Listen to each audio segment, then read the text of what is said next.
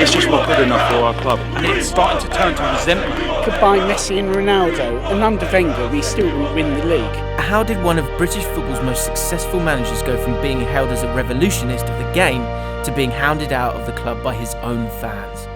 This isn't something that's just come to a head now. This is something that's come to a head over a period of years. I mean, we're talking since we moved to the stadium, the new stadium.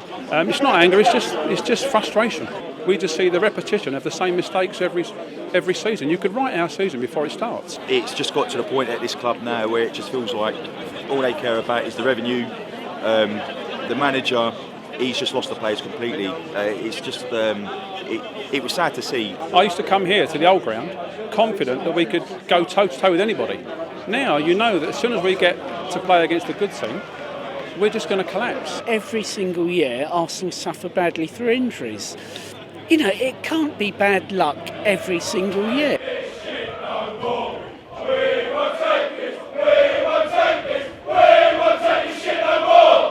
I was speaking to one of the organisers and he said that's why they did it this way, because the significance was we moved to the stadium to compete with Bayern Munich and we're not. I think the protest is fully justified, I really do. No disrespect to the team that you support, but we're Arsenal FC. We should be competing for the league every year at least. We've not won the league now in 13 years. It's just not good enough for our club. I'm not proud at all.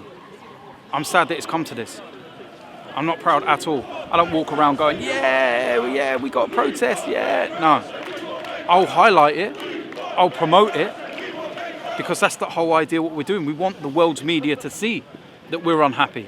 And we want the club to see that we're unhappy. And believe me, they will.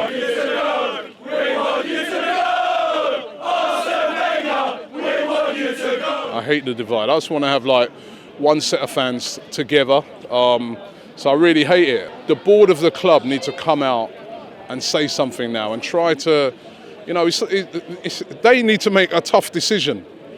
Either way, either they say Arsene Wenger stays on and give him a new contract, or at the end of the season they're not renewing his contract.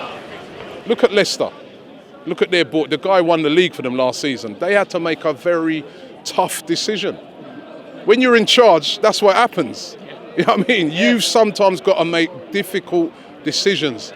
I don't see anybody. I kind of feel sorry for Arsene Wenger. He has to take all the flack.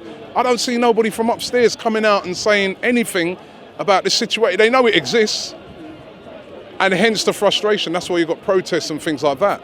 Somebody needs to come out and either way say what they're doing. Exactly. Tell the fans what's happening. Is Wenger staying? Is he going? I think if Wenger comes out and he says, I'm going today, everyone will get behind the club. I think that would be a good thing, because then at least we can start planning for the future. It would bring clarity. The fans would then. I think that would actually be a good thing for the fans. They would get behind the team. They'd put the focus into supporting the team. But what would an Arsenal without Arsene look like? With success the underlying issue, are fans willing to risk the consistency of which the Frenchman built his career and the foundations of the North London club? This isn't a manager that has spent 1 or 2 years at the club and you can easily, like Man United with Van Gaal. It was very easy for Man United to fly planes over Old Trafford for David Moyes because there was no attachment. Yeah? They wouldn't have done that with Sir Alex Ferguson because there's that emotional attachment. And yes, you do still have the emotional attachment to Arsene because he gave us the Invincibles and stuff. But a lot of people now, that attachment's just disappeared. And it's starting to turn to resentment. By hanging around for so long, Wenger is spoiling his reputation. And I think he's doing the club more harm than good these days. What's to worry about? We're finishing fourth and getting knocked out in the second round of the Champions League every season after season. That's not success. What do I care about finishing fourth and getting money in the bank account? What does anyone else care? We don't see any of that money. We still pay thousands of pounds a season to go and watch them. We want to see a bit of change, a bit of ambition here. People talk about consistency all the time, but Tim Henman was consistent at Wimbledon. Never won it. He was consistent. No one will look back on Tim Henman and say that you can't compare him to Andy Murray. That's the frustration that we've got. We keep hearing this thing that Arsene Wenger's consistent, but finishing fourth last 16 every season.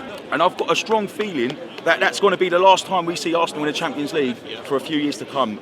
Everyone's saying that, no, we'll get fourth, but I really don't think we will get it this year. It's falling apart, it really is. Sometimes you've got to take a few steps back to take it, you know what I mean? And it might be hard, But then I look at Chelsea and I go, why should it be?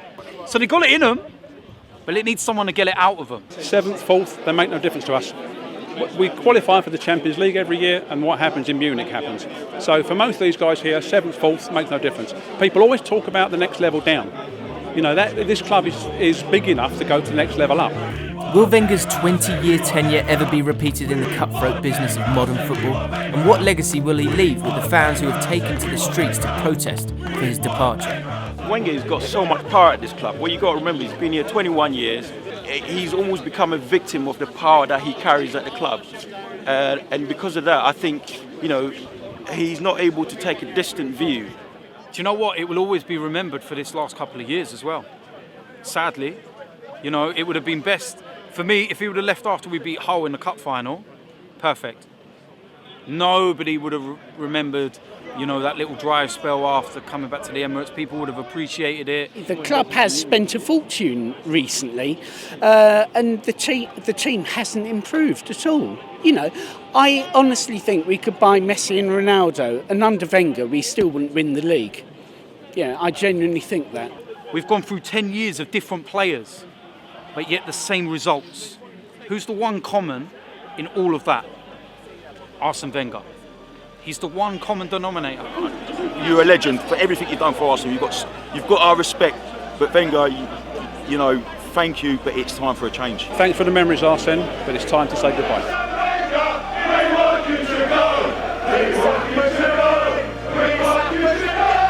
The degree of separation between football fans and those that run their clubs has never been greater. Sisu have ripped the heart out of Coventry City, Craig White destroyed Rangers, and at Arsenal, well, it's about stagnation. Hundreds of their fans congregated to protest because they genuinely believe their club isn't being run properly.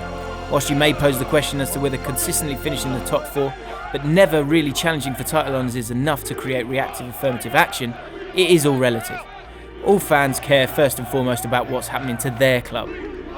For this section of Arsenal fans, enough is enough, and regardless of the impact of Wenger's inevitable departure, what will be will be. Do Arsenal fans owe Wenger patience given what he's done for the club? Let us know in the comments below.